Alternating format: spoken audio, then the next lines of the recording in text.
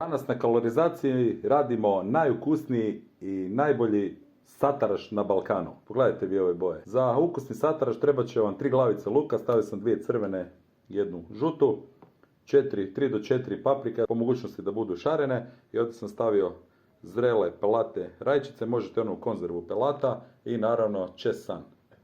Po želji sol, papar, naravno mora ići malo ulja, i crvene mljevene paprike, po želji.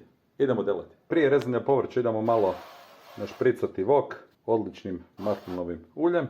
Idemo prvo luk na sitno, izrezati paprike, izvaditi košpice i narezati na sitne trakice. To je dobro. Luk postao staklenast, ubaciti sitno narezane paprike na trake i dinstati 10 do 15 minuta dok ne mekše. Idemo vodu po pelatima, tako da im skinuli kožicu.